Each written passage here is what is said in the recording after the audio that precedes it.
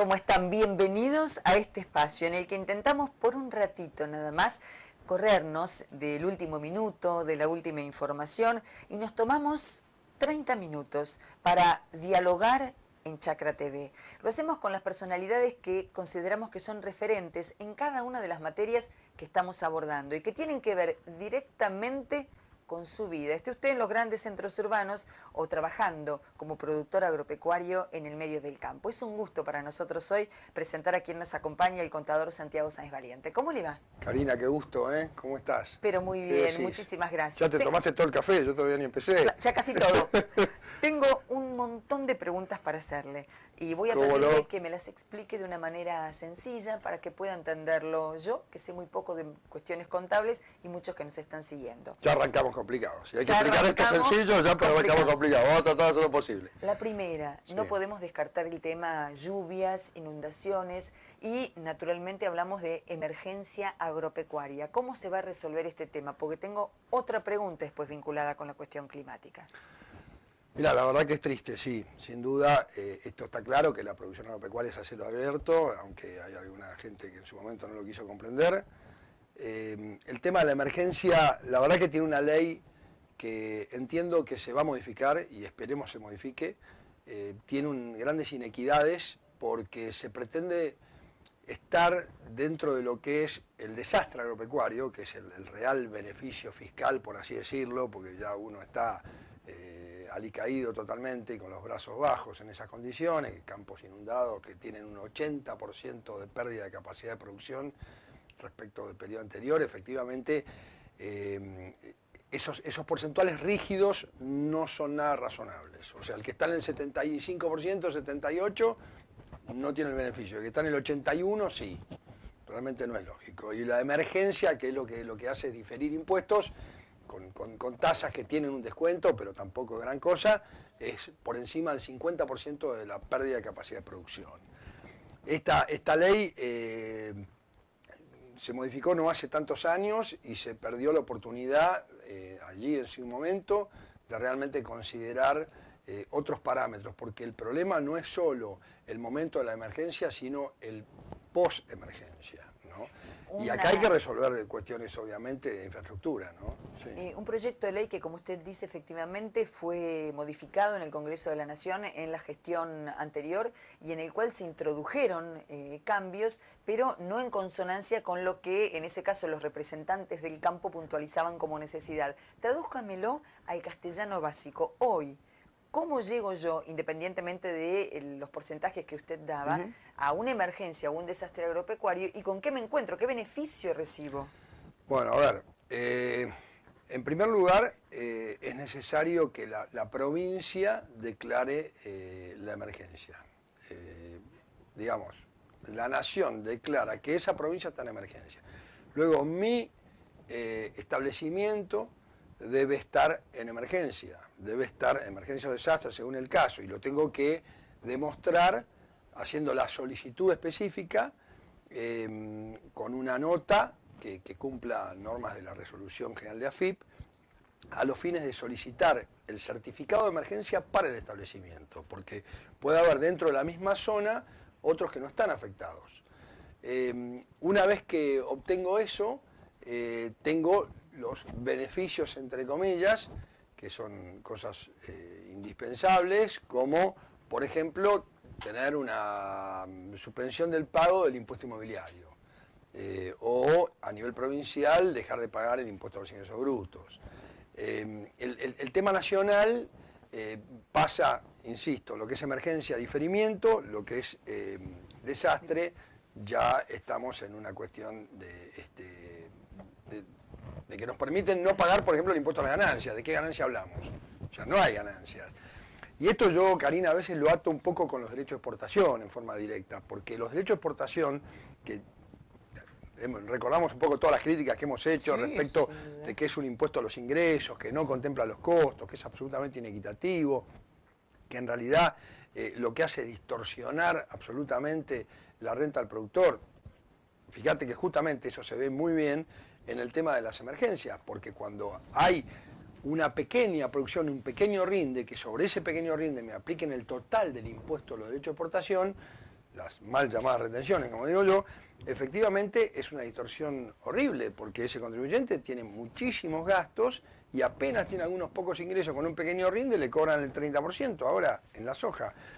Así que hay distorsiones graves, gracias a Dios se han, digamos, eliminado, como sabemos, los derechos de la mayoría de los granos, pero bueno, todavía no se ve con claridad, porque falta un tiempito más para que liquiden, los efectos benéficos, pero que después vamos a hablar si querés, tiene distorsiones vinculadas con ganancias. Hay que consignar que buena parte de las zonas inundadas por estas horas en buena parte del país son zonas sojeras, que es el cultivo que precisamente tuvo una quita del 5% en las retenciones, pero no la eliminación de las mismas. Esto va a reducir el ingreso por retenciones del Estado también. Sí, divisas de entre 1.000 y 2.000 millones de dólares y de retenciones del Estado entre 300 y 750 millones de dólares, lo cual preocupa también, ¿no?, a los fines de las arcas fiscales. Otro tema controvertido, por cierto, ganancias. Explíqueme. Tenemos para rato. A ver. Acá tenemos dos cuestiones. Una, las sociedades o las empresas agropecuarias. El principal tema es, las sociedades pagan una tasa directa del 35% sobre algo que le dicen ganancia. ¿Por qué digo sobre algo que le dicen ganancia? Porque efectivamente la inflación distorsiona los números. Pues fíjate, Karina, la inflación es como el diablo. Muestra las apariencias y esconde las realidades. Y esto que una vez lo escuché, hay un filósofo que lo dijo, Andrés Mugó, realmente me llegó mucho y creo que es muy gráfico. Es decir, la forma de calcular las rentas, la ganancia, el resultado, porque a veces es un quebranto, una pérdida, no contempla los efectos inflacionarios. Y en el agro es donde más se da en forma contundente esta distorsión. ¿Por qué? Porque obligan a que las existencias de granos, de hacienda, de productos agropecuarios se valoricen, se evalúen, se registren impositivamente al valor de plaza. Y entre el ejercicio anterior, el cierre anterior y este cierre de ejercicio, efectivamente ese incremento de valor en su gran medida fue inflación pura. Entonces me están cobrando un impuesto directamente de inflación.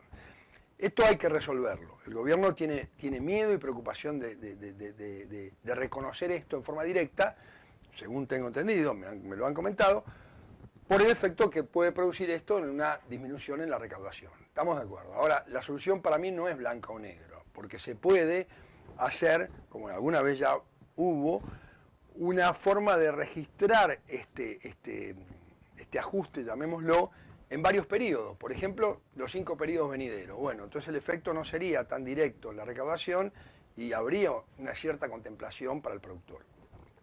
Por un lado eso, de las sociedades. Las personas físicas, fíjate que el mínimo para una persona física que es titular de un establecimiento agropecuario, no me gusta decir explotación, de ninguna manera, pero a veces sale. Sí.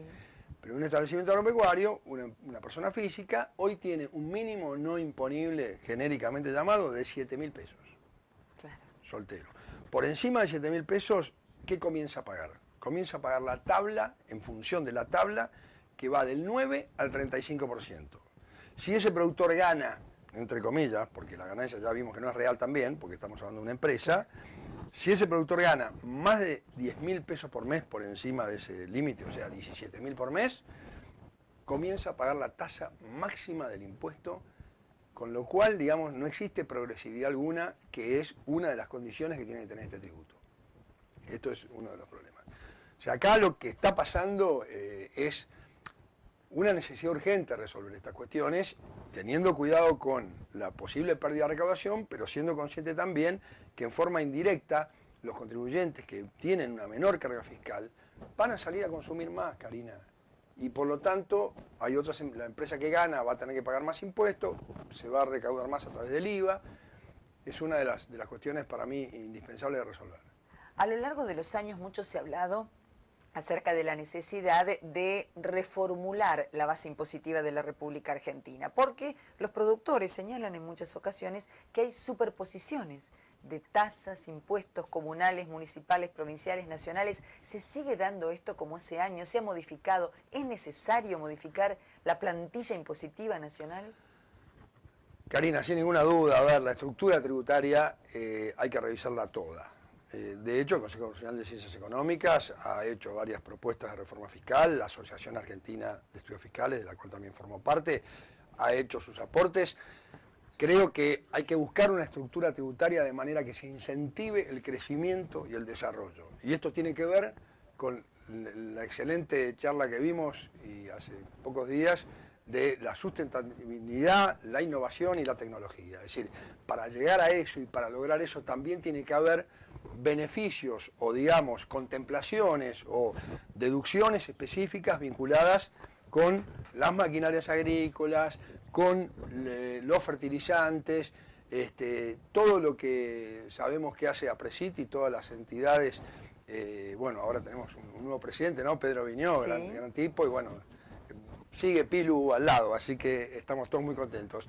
Pero realmente creo que es indispensable ir en ese camino, y lo que vos decís respecto del tema de las tasas, por supuesto que hay duplicaciones, hay tasas que no son tasas. ¿Por qué digo que no son tasas? Son impuestos. Si no se prestan efectivamente los servicios, esas tasas tienen otra connotación absolutamente distinta. Y superposiciones hay, por supuesto. Hay que resolverlo, hay muchas propuestas, y bueno, ya después vamos a hablar un día, si querés, de todas las propuestas de reforma tributaria, porque creo que hay muchas y son importantes mencionar. Con muchísimo gusto. Hay un término que desde que nació ha resultado controvertido. Es una sigla, ¿no? El IVA. Por estas horas hay una iniciativa, al menos, que tiene que ver con la devolución de parte del IVA o del 100% del IVA y con la tarjeta. ¿Me explica cómo es? Ahora, primero que te cuento del IVA, hay algo que es importante, ¿no? O sea, es un impuesto que empezó en el año 1975 en la Argentina, nace allá en el año 1919 en Europa, en Alemania, pero lo cierto es que en la Argentina se instala en 1975 una tasa del 13%. Hoy la tasa general es el 21%. Es un impuesto que está concebido para ser pagado por el consumidor final. Está concebido estructuralmente así. No debe ser pagado por las empresas. En realidad, las empresas, aquellos que están dentro de la cadena económica, debiera ser neutro el impuesto. Esto también, ¿A través de la devolución podría ser? No, a través de la propia liquidación. Perfecto. Como lo que se hace es trasladar el impuesto que se va cargando en las distintas etapas, se traslada todo al consumidor final. Los entes económicos, los agentes económicos que actúan, debieran tener un efecto neutro, cero, lejos de la realidad, muy lejos de la realidad. ¿Qué pasa? Si nosotros hacemos cualquier modificación de tasa, de alícuota, en las distintas etapas, tienen distintos efectos. Fíjate vos hoy el agro, y por eso te lo ato a los alimentos, el agro tiene una tasa del 10,5%. La gente de la calle, la gente de a pie, como dicen, ¿qué piensa? Que es un beneficio para el agro. Claro, sin dudas. Sí, dicen, tenés un IVA a la mitad. Bueno, lejos de eso, el agro está absolutamente perjudicado, porque gran cantidad de los créditos a su favor de Claro. IVA, que en definitiva son costos o gastos, digamos, que paga con IVA, están alcanzados al 21%. El 21. Algunos al 10,5%, los muy directamente vinculados. Sin embargo, las interpretaciones del fisco hacen que eso se limite más aún. Vos fíjate que la semilla misma está al 21%. 21. Los honorarios del contador, lo más importante del balance, Karina, también al 21%. El veterinario, el ingeniero agrónomo, o sea, esto es un problema real hoy.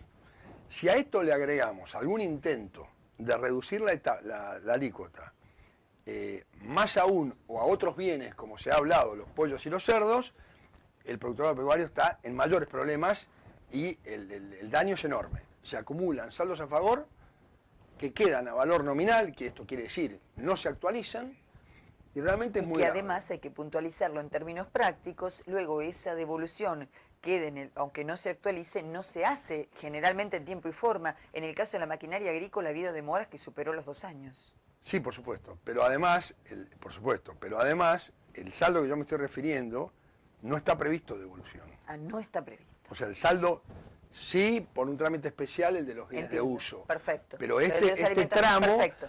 Después está el otro tema, que son las retenciones del registro fiscal de operador de granos, el atraso, todo. Pero yo me estoy refiriendo a este otro crédito. Bueno, es complicado de explicar todo muy café de por medio. Pero lo cierto es que, apuntando al que era el fondo de tu pregunta, me parece que lo que hay que resolver es urgente establecer la tarjeta social que se le va a entregar a los jubilados y a aquellos que están dentro de la asignación universal por hijo, y entonces lo que hay que hacer es subvencionar, se dice, la demanda, no hacer más subsidios generales. Explíqueme cómo sería. Esto quiere decir que esta gente, que es los que van a demandar estos productos y que se consumen prácticamente todo su ingreso en impuesto al valor agregado, terminan pagando el 21% de todo su ingreso, porque se lo gastan, no están en condiciones de ahorrar, a ellos es a quien hay que directamente subvencionarlos, a través de la tarjeta social. Me parece que esta tarjeta social es una muy buena idea, se aplica en Uruguay. En Argentina lo que hay que hacer, porque sabemos que está lleno de argentinos, digamos, hay que controlarlo más. Claro. Y entonces tendría que el supermercado pedirle el documento a la persona que presenta su tarjeta social, que es una tarjeta de débito, y se le acredita directamente a esa tarjeta de débito. No es un beneficio cash, ni mucho menos. De hecho, hubo quejas porque se necesita el postnet y hay lugares alejados del país. Bueno, tendrán que comprar en lugares donde tienen el postnet porque se tiene que hacer a través de una tarjeta identificando los beneficiarios. Así que, de la otra manera, yo creo que es un problema, bueno, complejo impositivo vinculado con los saldos a favor. Sí. Otro tema que por estas horas preocupa al menos a varios empresarios agropecuarios relacionados con el sector agroindustrial es el de los bienes personales. También le preocupa a los particulares en general, ¿verdad? Porque a partir de los datos existentes abarca a muchísima gente. A ver, corríjame, alguien que tiene una propiedad de un vehículo promedio ya está abarcado. Y capaz que con una bicicleta también. Mirá, a ver, estamos en un problema muy grande con bienes personales. Soy un constante crítico de este impuesto porque me parece que hoy no tiene ni pie ni cabezas de cómo se está liquidando. No hablamos solo del mínimo. El mínimo, los 300.000 pesos, es anecdótico, sin ninguna duda que es una consecuencia terrible porque hay gente que tiene una propiedad. Depende del momento en el cual la haya comprado. Puede ser que un contribuyente que haya comprado últimamente, hace un par de años, una propiedad de 40 metros cuadrados, pague, y alguien que tiene un departamento de 250 metros cuadrados comprados hace 15 años no pague. Ah, no, entonces, ¿por qué? Porque se evalúa en pesos. Claro. Y el dólar a 10 pesos, o ahora 15 o a 14,70, me potencia el valor de esa propiedad. O sea, a distintas riquezas se le aplica una distorsión horrible. Acá hay que resolver esto. Hay que arreglar el mínimo no imponible.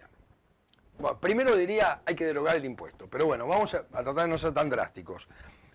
Hay que aumentar el mínimo no imponible. ¿En cuánto tiene que estar? Y 1,5 millones de pesos. $100.000. Como normalmente estuvo. Hay que reducir la tasa. La tasa hace 5 años, 4 años, ya no sé calcular bien, aumentó al 1,25%. Hoy se está hablando de aumentar el mínimo y aumentar la tasa. Yo creo que los impuestos patrimoniales tienen que servir para controlar al sujeto, pero no para recaudar. Este es el punto, para obligarlo a declarar los bienes y a través de una mínima tasa obligarlo a liquidar y declarar. Pero esos bienes se han adquirido con ganancia que ya estuvo grabada en ganancias. Entonces no tiene sentido. El otro punto es esta distorsión enorme que ha generado lo del 1 a 1 en su momento. Los que han comprado bienes antes del año 2001, hoy pueden tener bienes de muchísima importancia y no estar pagando el impuesto o estar pagando el impuesto muy bajo. Esa gente hoy no se puede mudar. No se puede mudar, Karina. Porque se muda y le potencia en bienes personales con cifras siderales. Alguien que haya comprado un inmueble en $300.000 en el año 2000, fueron 300.000 pesos. Si no tuviera más nada, claro, ni siquiera paga. Y hoy esos $300.000, porque son 4,5 millones de pesos. Entonces va a pagar 45.000 pesos de impuesto anual. y tiene la misma riqueza. Vendió su inmueble y compró el de arriba porque le pareció más simpático el de arriba. ¿Que hay perspectivas de modificación de ese impuesto? Yo voy a seguir criticándolo, a pesar de que sé que no cae muy simpático afectar un poco la recaudación, pero me parece que la equidad es la base de la carga pública. Tenemos que resolverlo. Esto es indispensable. Lo mismo pasa con los autos. O sea, hay muchas distorsiones en este tributo y me parece que no es equitativo. Santiago, ¿se pueden explicar los impuestos del campo en criollo? Tratamos, ¿no? Tratamos ahí con Hugo Rossi, con Lucio González Bonorino y Gabriel Larrabe, hicimos este pasquín. No tan pasquín, es un libro muy interesante. Lo que tiene de prácticos los gráficos, tiene 180 gráficos y eso ayuda. La verdad que bueno, ahora queda muy poco. Didáctico, ¿eh? Tratamos, fue la idea original, fue esa, tratar de ser lo más didáctico posible, porque, bueno, consideramos que hay que hacer capacitación tributaria para que haya cultura tributaria. Consideramos es indispensable que el productor sepa qué está pagando y por qué y cómo. Y por supuesto planifique sus impuestos lo más que pueda, ¿no? Esto es indispensable porque para temperar un poco el costo de la carga. Quiero hacer una consulta que sale de la pregunta que puede ser de servicio hacia el productor o el ciudadano y que tiene que ver con su percepción personal después de tantos años de trabajar vinculado al agro. ¿Por qué cree usted que existe una imagen como preestablecida del productor agropecuario igual evasión o evasor? Yo creo que no se ha comunicado adecuadamente, yo creo que es un mito. A ver, la evasión existe desde que el mundo es mundo prácticamente, pero en realidad, primero, es indispensable combatirla. Acá hay un tema de relación y de vinculación también entre el fisco y los contribuyentes, que desde Abad, y en esta etapa sobre todo, está volviendo a tratar de ser más amigable, por así decirlo. El fisco, para mí, tendría que hacer más capacitación tributaria general, tendría que haber educación tributaria en la primaria. El pequeño de 12, 14, 16, 18 años, ya no tan pequeño, sí, adolescente tiene que comprender que los impuestos hay que pagarlos y hay que lograr tener una estructura tributaria que afecte lo menos posible el desarrollo de la economía. En el caso del campo hay una imagen así como el gran evasor. Yo no lo veo. Sí creo que hubo empresas fantasmas, cuestiones que se hicieron para exportar. Creo que es indispensable, insisto, lograr una buena educación tributaria y para el productor agropecuario entender que él tiene dos cosas. Tiene que liquidar correctamente sus impuestos y tiene que ejercer sus derechos. Está lleno de productores agropecuarios que tienen saldos a favor importantes de IVA a devolver y que por temor a que venga el fisco a revisar, no solicita la devolución del capital que le corresponde, que es de él, que es un capital de trabajo que hoy lo tiene el fisco. Respecto a este tema del productor, hay muchos productores que, pudiendo acceder a los beneficios, entre comillas, relativos que hoy le da la emergencia, más puntuales, el desastre agropecuario, por no involucrarse en una cuestión de tramitaciones burocráticas, traumáticas para muchos, incluso trasladarse hasta el pueblo, hasta el municipio, para pedir el certificado correspondiente, ¿no hacen uso de ese beneficio? Yo creo que sí, que hay muchos que no lo hacen. Tampoco en algunas ocasiones son demasiados los beneficios, pero por lo pronto que no le hagan ejecución fiscal de sus deudas si no las paga. Esto en emergencia es así. Creo que sí. Sabemos que en el Ministerio de Agroindustria se está trabajando en el tema de emergencia. Yo espero una solución pronta, pero respecto de la percepción de la gente, creo que sí. Creo que a veces no se ejerce ese derecho y otros que te comento, que hay muchos, que el contribuyente no los ejerce, por miedo a una verificación, por miedo a que, bueno, si uno lo tiene las cosas ordenadas, este miedo no tendría que existir, y muchas veces el miedo lo meten nuestros propios colegas. Por ejemplo. Lo cual me preocupa. Por ejemplo, que un propio responsable contable de una empresa diga no es conveniente. Sí, le plantea al productor, no hagamos esto porque por ahí viene el fisco. Bueno, o sea, claro, esto contribuye a esa imagen bien mítica, ¿no? Que tiene que ver con el campo evade. Yo creo que el tema de la evasión, Karina, es algo que hay que resolverlo a nivel país y hay que ver todas las causales, que son muchas, por las cuales sale la evasión, entre ellas una presión fiscal insostenible, también, hay que decirlo, y entonces, bueno, si esto se aliviana y hay cultura tributaria, el contribuyente se va a dar cuenta que son más los beneficios que los perjuicios de estar pagando los impuestos que corresponden, ¿no? La última, y en este caso vuelvo al IVA y al otro aspecto, al de la devolución del IVA. Por ejemplo, para muchas industrias conexas de manera directa con la agricultura, con la ganadería, corríjame si no es así, maquinaria agrícola, industria cárnica. ¿Cómo está en este momento? ¿Hubo momentos de severas demoras? Desconozco en los últimos días qué ha ocurrido. Imagino que te estás refiriendo, a ver, la compra Sí. de maquinaria agrícola por parte del productor tienen tratamiento de una devolución, son alícuotas del 10,5% y tienen un tratamiento de devolución especial. Aquellos que venden la maquinaria agrícola, aquellos que la venden, digamos, si la venden en el mercado interno, yo entiendo que no hay ningún beneficio especial. El tema son las exportaciones, tanto de los productores, exportación de bienes, o de los industriales. O que realicen alguna exportación de bienes o de maquinarias, tienen la devolución especial del impuesto, porque justamente la idea es que se logre exportar los bienes sin ningún impuesto o el menor impuesto contenido en el precio. Por eso es la gran ventaja que tiene como tal el impuesto de valor agregado, a pesar de ser muy regresivo para la población y en especial los sectores más vulnerables. Efectivamente, el IVA tiene sus beneficios. Uno de ellos, insisto, es poder exportar, y esto está aceptado mundialmente, sin que esté el impuesto contenido en el precio. Esto es una de las grandes cosas. Una más, y tiene que ver con la situación de la Argentina. Si usted debiera, para ponerle un corolario a esta entrevista, debiera posicionarla respecto de lo que es la situación tributaria en los países de la región, citemos el caso del Mercosur, con el cual tenemos más relación intracomercial. Sí. ¿Cómo está? Y mal. Yo participé en Uruguay en un congreso que se hizo justamente de tributación y veo que claramente, bueno, la presión fiscal que hay sobre la Argentina, de hecho, cuántos argentinos se han ido a producir al Uruguay y a comprar campos al Uruguay, a producir al Uruguay. Más allá de que nunca tuvieron las retenciones, digamos, yo creo que acá necesitamos corregir mucho. Brasil es un país que tiene un nivel de complejidad extremo, muy convulsionado ahora, pero es muy extremo, muy complejo, digamos, toda la estructura tributaria. La nuestra también, pero ellos nos ganan. Y yo creo que a nivel de presión fiscal, Argentina lleva la punta vergonzosamente, diría. O sea, estamos dentro de los países que mayor presión fiscal tiene del mundo.